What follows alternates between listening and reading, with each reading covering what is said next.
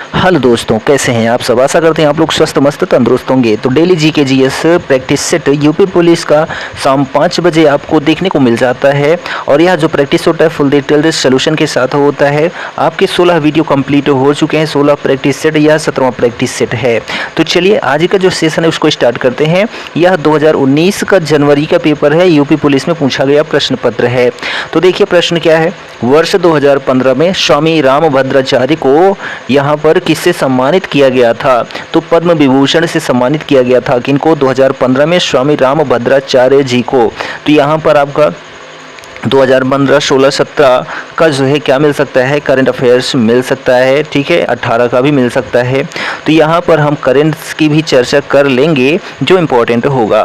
तो 2015 में स्वामी रामभद्राचार्य जी को पद्म विभूषण से सम्मानित किया गया था।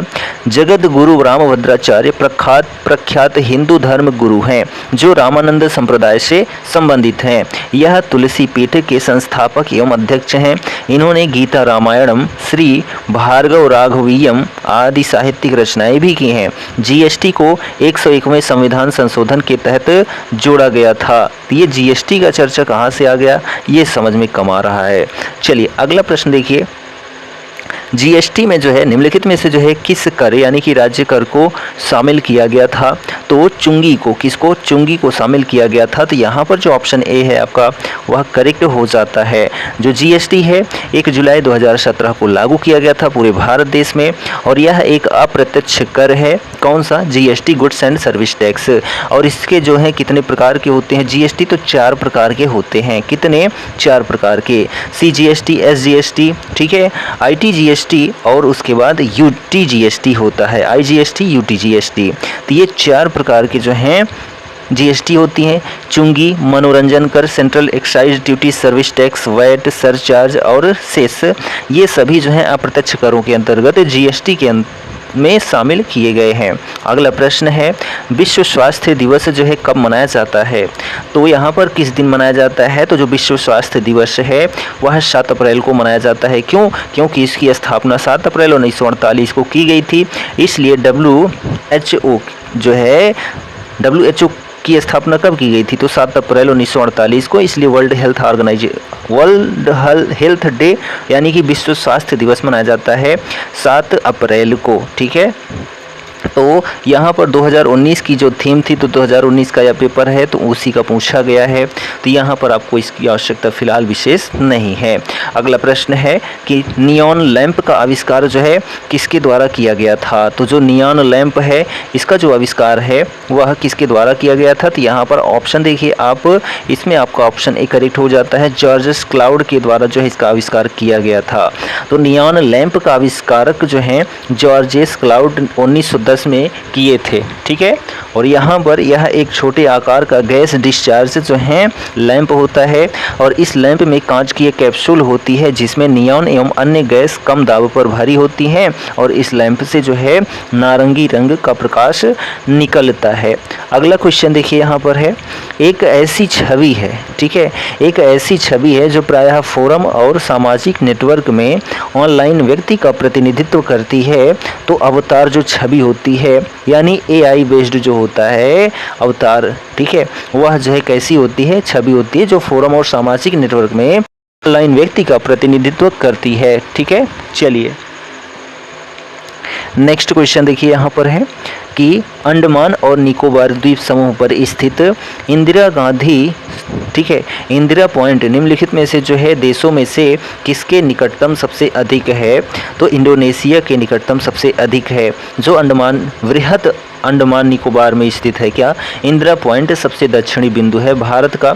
तो यह जो है इंडोनेशिया के सबसे पास में है जो कि करीब 150 किलोमीटर दूर है। ठीक है, इंदिरा पॉइंट को जो है भारत का दक्षिणतम बिंदु कहा जाता है।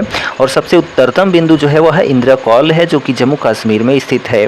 अगला क्वेश्चन है ब्यूनस आयर्स जो है किस देश की राजधानी है। तो ब्यूनस आयर्स जो है अर्जेंटीना की राजधानी है। कहाँ की? अर्जेंटीना की राजधानी है ब्यूनस आयर्स। ठीक है, और यहाँ पर जो है बोलीविया जो है, बोलीविया की राजधानी लापाज है। ठीक है, और सुक्रे भी है। वेनेजुएला की जो है काराकस है, अर्जेंटीना की ब्यूनस आयर्स है और ब्राज़ील की ब्राज़ीलिया राजधानी है। ठीक, चलिए यहाँ पर देखिए नेक्स्ट क्वेश्चन यहाँ पर क्वेश्चन है कि राष्ट्रीय उद्यान में सबसे अधिक एक सींग वाले गैंडे पाए जाते हैं तो कहाँ पर पाए जाते हैं? तो यहाँ पर जो है काजीरंगा राष्ट्रीय उद्यान आसाम में स्थित है। यहाँ पर एक सींग वाले गैंडे पाए जाते हैं। जिम कॉर्बेट नेशनल पार्क, जिसको हेली नेशनल पार्क कहा जाता था, यह सबसे पुराना नेशनल पार्क है। ठीक है, तो यहाँ पर ऑप्शन सी आपका करेक्ट हो जाता है। यहाँ पर एक सींग वाले गैंडे पाए जाते हैं। यह राष्ट्रीय उद्यान असम का एकमात्र राष्ट्रीय उद्यान है जो गोलाघाट नौगांव जिले में स्थित है।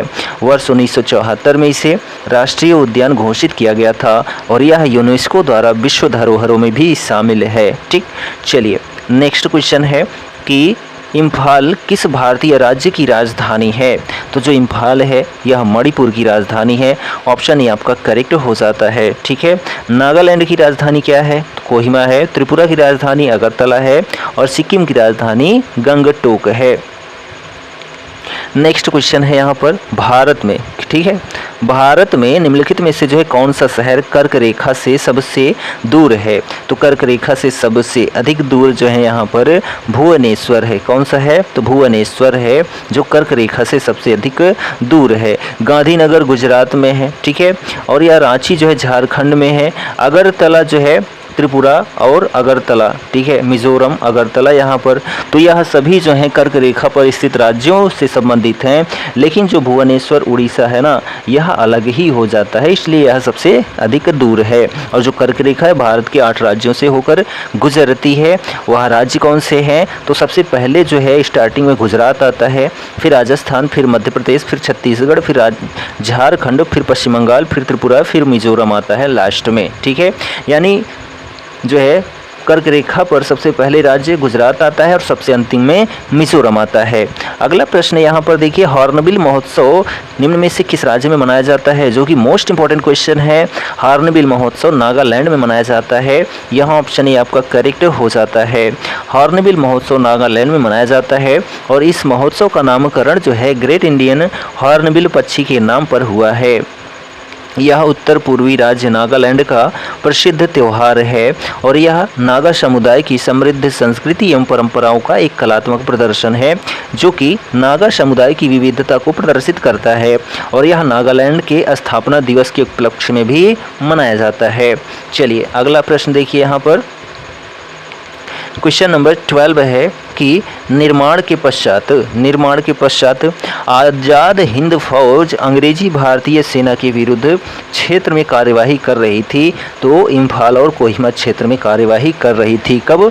जब निर्माण के पश्चात आज़ाद हिंद फौज बनी थी। ठीक है, तो आज़ाद हिंद फौज ने 1944 में इम्फाल एवं बर्मा में अंग्रेजी भारतीय सेना का जो है मुकाबला किया था। आज़ाद हिंद फौज की स्थापना रास बिहारी बोस द्वारा और कैप्टन मोहन सिंह ने वर्ष 1942 में की थी और 1943 में जो है सुभाष चंद्र बोस ने सिंगापुर में नेतृत्व प्राप्त किया था। किसका? तो जो आपका आज़ाद हिंद फौज है। अगला प्रश्न देखिए, महाराष्ट्र के पोला त्यौहार में किस जानवर की पूजा की जाती है? तो महाराष्ट्र के पोला त्यौहार में वृषभ, ठीक है, वृषभ की जो है पूजा की जाती है। तो ऑप्शन बी आपका करेक्ट हो जाता है। यह मुख्यतः महाराष्ट्र, छत्तीसगढ़, तेलंगाना के उत्तरी क्षेत्र में वहाँ के किसानों द्वारा भादो या भाद्रपद अमावस्या के दिन मनाया जाता है जो पोला त्यौहार है। अगला क्वेश्चन देखिए, भारत का संविधान भारत के महान्यायवादी की नियुक्ति का अधिकार को देता है। किसको देता है? राष्ट्रपति को देता है। तो यहाँ ऑप्शन बी आपका सही हो जाता है। तो भारत का संविधान भारत के महान्यायवादी की नियुक्ति का अधिकार राष्ट्रपति अनुच्छेद 76(1) को देता है। महान्यायवादी भारत सरकार का प्रथम विधि अधिकारी होता है और यह राष्ट्रपति के प्रसाद पर्यंत पद धारण करता है और यह किसी सदन में अथवा उनकी समितियों में बोल सकता है, किंतु उसे मत देने का अधिकार नहीं होता है। चलिए अगला क्वेश्चन देखिए कि की राइस्टिक कंपनी ने 1990 के दशक में बासमती चावल पर अधिकार प्राप्त करने का प्रयास किया था। तो यहाँ पर जो आपका ऑप्शन करेक्ट होता है वह ऑप्शन आपका जो है सी करेक्ट हो जाता है। ठीक है, यहाँ पर आप ध्यान दीजिए कि संयुक्त राज्य अमेरिका की राष्ट्रीय कंपनी ने 1990 के दशक में बासमती चावल पर एकस्व अधिकार प्राप्त करने का प्रयास किया था। ठीक है, और यहाँ पर जो है परंतु भारतीय विरोध के कारण इस पेटेंट को रद्द कर दिया गया था। ठीक, चलिए अगला क्वेश्चन देखिए कि भारत का मूल रूप संविधान द्वारा हाथ से लिखा गया था। तो यहाँ पर जो है प्रेम बिहारी नारायण रायजादा के द्वारा भारतीय संविधान को मूल रूप से हाथों से लिखा गया था। और वह किसका हाथ था? तो प्रेम बिहारी नारायण रायजादा का हाथ था। तो यहाँ पर जो ऑप्शन सी है आपका सही हो जाता है। और 26 जनवरी 1950 को लागू किया गया था, जो भारत का मूल संविधान था। ठीक है, एक मुद्रित दस्तावेज नहीं था, यह लिखित संविधान था। प्रेम बिहारी नारायण रायजादा ने इसकी हस्तलिपि तैयार की थी तथा आचार्य नंदलाल बोस के मार्गदर्शन में शांति निकेतन के कलाकारों ने इसे अलंकृत किया था। और यह दस्तावेज अब भारत की संसद की पुस्तकालय में संरक्षित किया गया है। अगला प्रश्न देखिए कि जब महात्मा गांधी को, ठीक है, जब महात्मा गांधी को रेलगाड़ी से जबरन उतारा गया था तब वे दक्षिण अफ्रीका में कहाँ जा रहे थे? तो दक्षिण अफ्रीका के प्रिटोरिया में जा रहे थे। यहाँ ऑप्शन ही आपका करेक्ट हो जाता है। तो 7 जून 1893 को गांधी जी प्रिटोरिया जाने के लिए ट्रेन की प्रथम श्रेणी के डिब्बे में यात्रा कर रहे थे, जो कि गोरे लोगों के लिए आरक्षित था। वैध टिकट होने के बावजूद केवल रंग भेद के कारण उन्हें पीटरमारिट्सबर्ग स्टेशन पर जबरदस्ती धक्के देकर बाहर निकाल दिया गया था, जिसके बाद ही गांधी जी ने दक्षिण अफ्रीका में रंग के नाम पर होने वाले भेदभाव और भारतीय समुदाय के उत्पीड़न के खिलाफ लड़ने का निश्चय किया था। अगला क्वेश्चन है कि निम्नलिखित में से जो है नृत्य का कौन सा प्रकार असम से संबंधित है? तो असम से जो संबंधित है यहाँ पर आपका ऑप्शन सी बिहू है, यह असम से संबंधित है। नौटंकी तो आपका आ जाता है बिहार उत्तर प्रदेश में, ठीक है, और कथकली केरल में आ जाता है और गरबा आप जो है गुजरात में आ जाता है। तो यहाँ पर देखिए कि बिहू असम से संबंधित है, नौटंकी उत्तर प्रदेश से, कथकली केरल से, गरबा जो है गुजरात से संबंधित हो जाता है। अगला क्वेश्चन देखिए यहाँ 90 नंबर क्वेश्चन है कि ... योजना के तहत खोले गए सभी बैंक खातों में 5,000 रुपये ओवरड्राफ्ट की सुविधा दी गई है, तो वह कौन सा जो है खाता खुलवाया गया है? तो प्रधानमंत्री जन धन योजना जो खुलवाया गया है इसमें 5,000 रुपये ओवरड्राफ्ट की सुविधा है, लेकिन अब यह बढ़ाकर 2018 में बढ़ाकर 10,000 कर दिया गया है ओवरड्राफ्ट की जो सुविधा है। प्रधानमंत्री जन धन योजना में वित्तीय समावेशन पर राष्ट्रीय मिशन है और यह जो है हर घर को, ठीक है, गरीब से गरीब अमीर से अमीर घर को जो है बैंक सुविधाओं से मुहैया कराना, ठीक है, बैंक सुविधाएं मुहैया कराने के लिए ऐसा किया गया है। ठीक है, इस योजना की जो शुरुआत है या घोषणा है 15 अगस्त 2014 को और शुभारंभ 28 अगस्त 2014 को प्रधानमंत्री नरेंद्र मोदी के द्वारा किया गया था। अगला क्वेश्चन है मौर्य राजवंश की स्थापना मगध में हुई थी, जो वर्तमान में किस नाम से जानी जाती है? तो मौर्य राजवंश की स्थापना मगध में हुई थी, जो वर्तमान में बिहार में, ठीक है, बिहार के नाम से जानी जाती है। तो यहाँ पर ऑप्शन सी आपका सही हो जाता है। मौर्य राजवंश की स्थापना जो है चंद्रगुप्त मौर्य ने की थी और चंद्रगुप्त मौर्य का जन्म जो है 345 ईसा पूर्व में हुआ था। चंद्रगुप्त मगध की राजधानी पर 322 ईसा पूर्व में बैठा था। वर्तमान बिहार राज्य के पटना तथा गया जिले मगध महाजनपद के हिस्से थे। अगला प्रश्न है कि भारत निम्न में से किस संगठन का सदस्य नहीं है? ठीक है, भारत किस संगठन का सदस्य नहीं है? तो राष्ट्रमंडल का सदस्य है, G20 का सदस्य है, दक्षिण एशियाई क्षेत्रीय संगठन का जो है सदस्य है, लेकिन यहाँ सार्क का सदस्य यानी, ठीक, लेकिन यहाँ पर जो है association of south Asian Nations यानी कि आसियान का सदस्य नहीं है, जो भारत देश है। ठीक, चलिए अगला प्रश्न देखिए यहाँ पर है कि किस देश की महिला टीम ने दक्षिण कोरिया में 2018 में संपन्न हुआ कैरम विश्व कप जीता था? तो यहाँ पर जो ऑप्शन है बी आपका भारत सही हो जाता है और यह करंट से है तो विशेष नहीं महत्व रखता। अगला प्रश्न है, विश्व बैंक की उद्योग सहजता सूचकांक 2018 की सूची में भारत का स्थान कौन सा है? तो यहाँ भी यह महत्व नहीं रखता है। अगला प्रश्न देखिए कि ईस्ट अफ्रीकन कैंपेन में भारतीय सैनिकों के बलिदान के सम्मान में एनडीए के प्रशासनिक मुख्यालय को ब्लॉक नाम दिया गया है, तो सूडान ब्लॉक नाम दिया गया है। ऑप्शन सी आपका करेक्ट हो जाता है।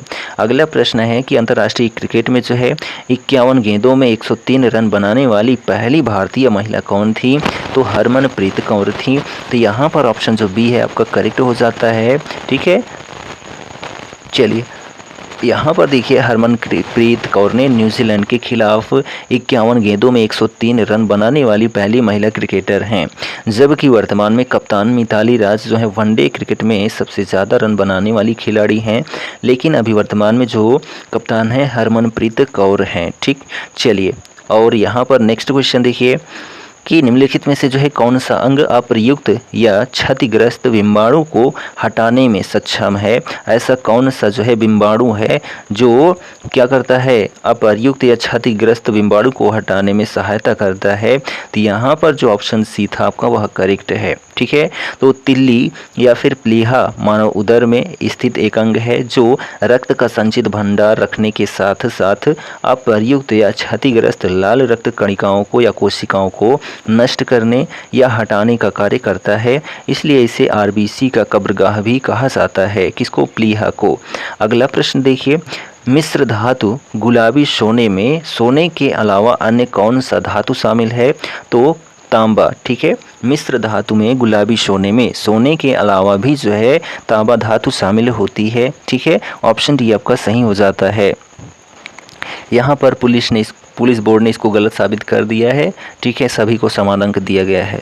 अगला प्रश्न है, मोनोमर प्रोलेक्टम का किस बहुलक को प्राप्त करने के लिए बहुलकीकरण किया जाता है? तो जो है नायलॉन 6 को प्राप्त करने के लिए बहुलीकरण किया जाता है। तो प्रोलेक्टम एक चक्रीय एमाइड है जिसका प्रयोग एक मोनोमर के रूप में नायलॉन 6 बनाने के लिए किया जाता है। अगला प्रश्न है कि शक्ति की भौतिक मात्रा की विमा जो है कितनी होती है या क्या होती है? तो m की पावर 1, l की पावर 2, t की पावर -3 होती है। ठीक है, चलिए अगला क्वेश्चन देखिए, CaSO4 2H2O का जो है रासायनिक सूत्र क्या है? तो जो है जिप्सम होता है। क्या होता है? जिप्सम। तो CaSO4 2H2O जिप्सम का रासायनिक सूत्र है। जिप्सम एक तहदार खनिज होता है जिसे सेलेनाइट कहा जाता है। रासायनिक संरचना की दृष्टि से यह कैल्शियम का सल्फेट है जिसमें जल के भी 2 अणु रहते हैं। अगला क्वेश्चन देखिए, मदन मोहन मालवीय प्रौद्योगिकी विश्वविद्यालय जो है कहाँ पर स्थित है? तो मदन मोहन मालवीय प्रौद्योगिकी विश्वविद्यालय उत्तर प्रदेश के गोरखपुर जिले में स्थित है।